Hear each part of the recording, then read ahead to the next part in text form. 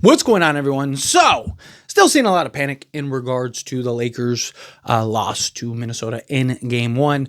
Obviously, Game 2, look, is a must-win, and depending on how that game goes, we might be having very different conversations than we're having right now. But as of right now, as it stands, right, I don't think it's the end of the world, right? It sucks, obviously. You wanted to get that first game, really set the tone, set the standard for the rest of the playoffs, right?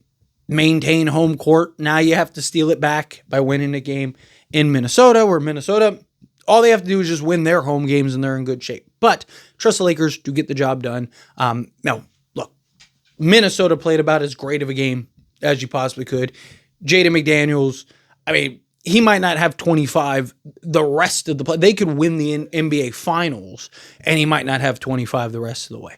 Right? Like, Lakers didn't do their job on their end, and Minnesota did.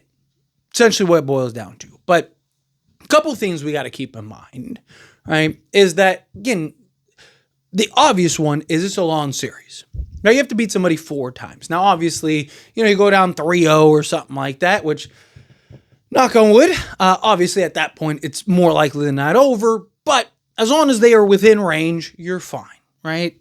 All the way up until Game 7. You don't go home until you go home, right? LeBron was down 3-1 in the finals and was the first one to ever come back and do it, right? LeBron, speaking of LeBron, is notorious for losing Game 1s and feeling it out games and kind of pacing himself, right? Even in his prime.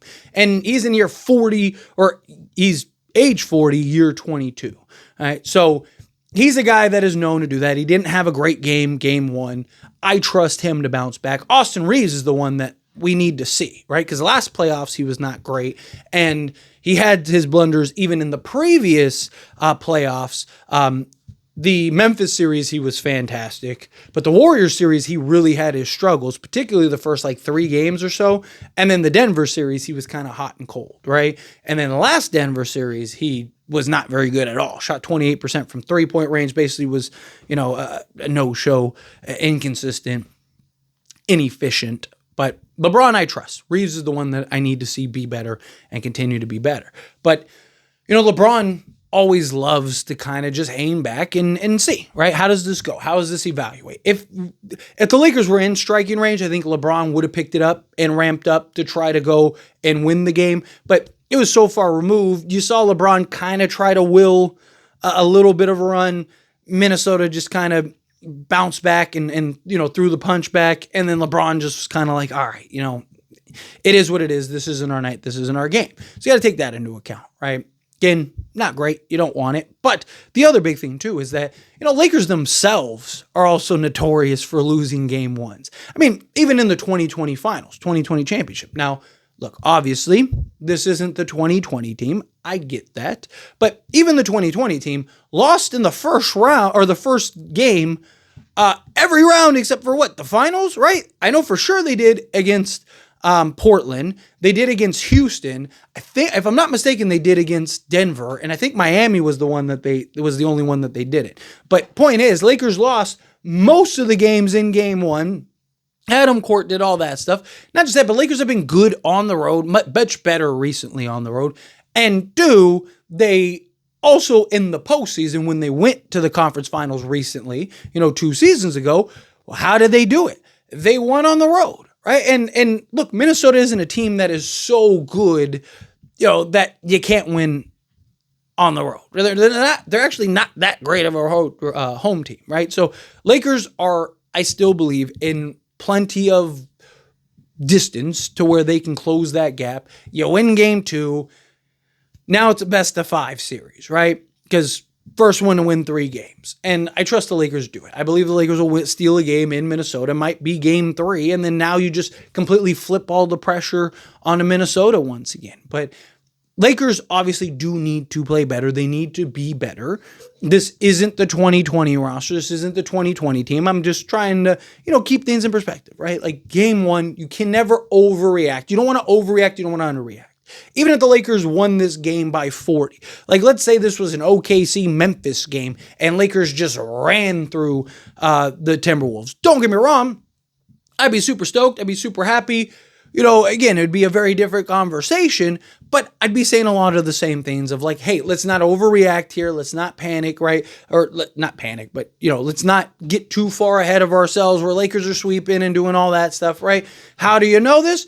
When the Lakers went on their run and beat Memphis in game 1 and all that stuff, right? Again, it's just, you don't want to overreact to just one game in the playoffs.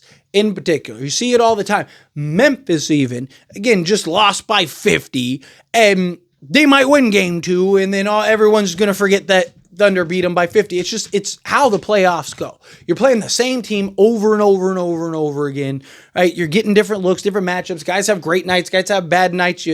One team finally, everything clicks. The light bulb goes off, and you figure it out, right? There's why it's a long series. And I trust the Lakers to make the adjustments, stop over-helping, I understand you're trying to overcompensate a little bit for your lack of interior size and all that. I get all of these things. But the Lakers need to make sure that they're holding up their end, particularly scoring and shooting the basketball. LeBron James and Austin Reeves need to be better, particularly Austin Reeves. Again, LeBron I trust. He's proven true and true. He's the guy that I'm least worried about. But we need LeBron and Luka to be transcending, which Luka was, LeBron wasn't. And then we need Austin Reeves to be great. If Luka's transcending, LeBron is pedestrian, and Austin Reeves is unplayably bad, you're probably not winning very many games, if any. Right? So we need those three. We always knew that those three were going to account for most of our offense. Right? They're going to account for 80 to 90 points a night because you're going to have Luka with 30 to 40. LeBron's going to give you anywhere from 20 to 30, and Reeves is going to give you anywhere from 20 to 30. So most of your offense is going to come from those three. Not to mention the playmaking and all those other things. Luka had 1 assist. LeBron, I think, had 3? It just wasn't a great, let's move the basketball, get guys involved, right? Guys also weren't hitting shots, which didn't help, right? It's kind of hard to rack up assists when guys aren't hitting shots. You look at the first quarter, Lakers are looking great. Guys are hitting shots. Luka drops 20. Rui hits 2 threes. Gabe Vincent hits a 3. Guys are knocking down shots, and you're in great shape. And then all of a sudden, the well dries up. You look up, and you just get blitzed and ran through. And they go on a 26-6 run, and that was it. Again, I just, if they lose game 2, knock on wood, then we'll have a different conversation. Until then, let's not overreact. Sky isn't falling. We went through this a couple seasons ago. We went on our championship run. Lakers are gearing up. Right? Take an L. It happens. It's fine. How do you bounce back? How do you recover from said L?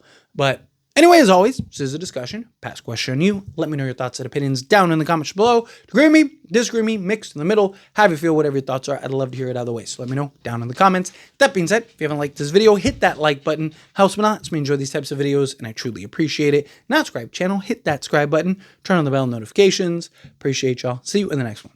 Thank you.